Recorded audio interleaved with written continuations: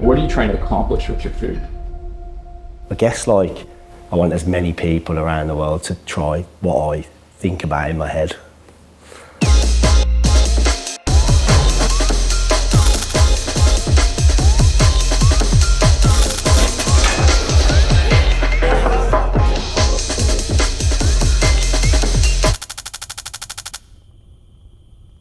Tell us about your journey as a chef.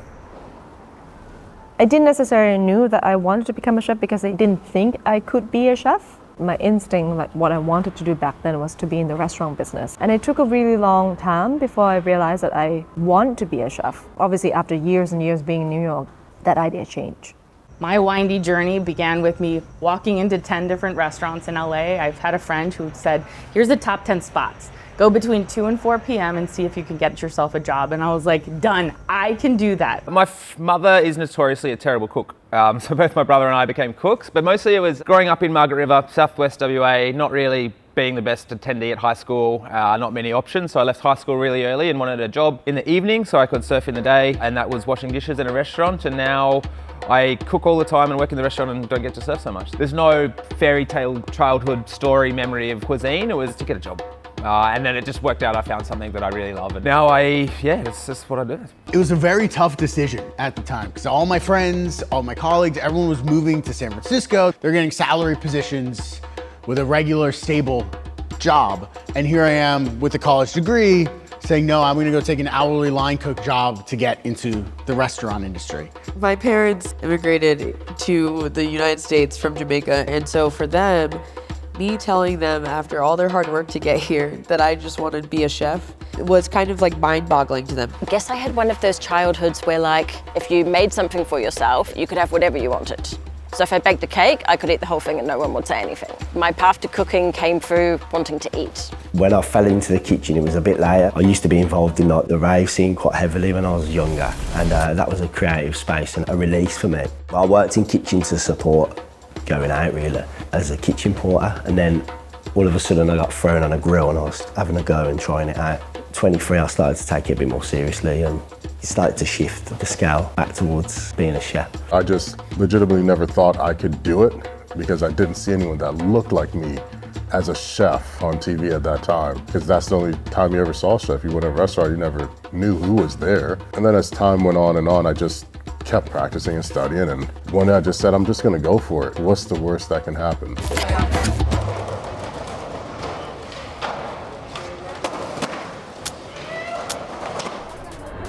What makes a good chef or a great chef?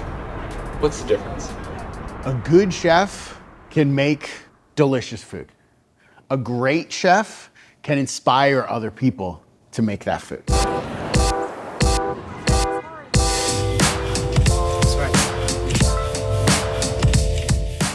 I feel like it's an innate understanding and restraint. When I have a meal that really strikes me, I find often I'm thinking about the ideas and the restraint that's been held throughout it.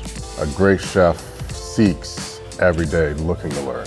It's one of these things in the world that you just never stop learning. The day you stop learning, that day you sort of like die as a cook. Because you're always gonna pick some little tidbit up from an old grandma or a friend or a neighbor or a chef, and you're like, wait, now I'm gonna try that and I'm gonna integrate that, and you're like, oh, it's the best. Every job that I took, I always wanted to start at the bottom and just be like a sponge and learn everything and understand the whys behind it and not just the hows.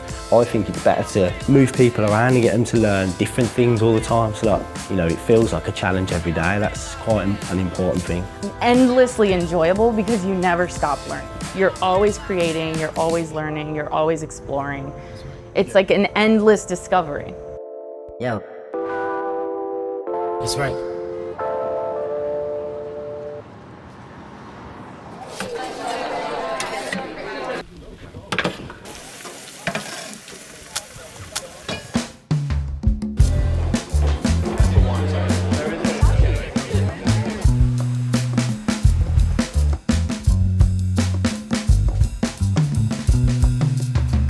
I used to do a bit of writing, and I feel like the same creative part of my body is the same with the food.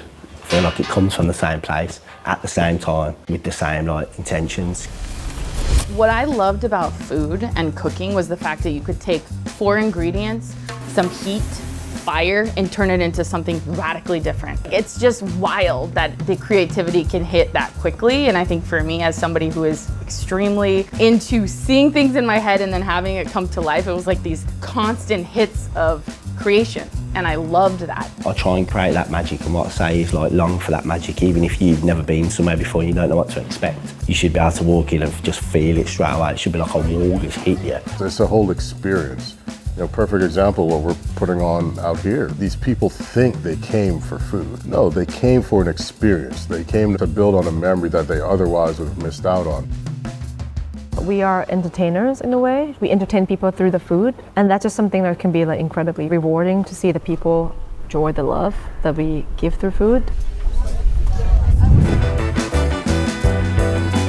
It's a 2-part thing. You get the feel of enjoyment of making it, and then you get a double enjoyment of seeing them eat it. I think chefs and cooks, like, we just love making people feel excited feelings, emotional feelings, crazy feelings. Like, you just want people to feel things that they didn't feel before they showed up with you. That you walk away and you changed them in some capacity. They went home and they shifted their day because of you.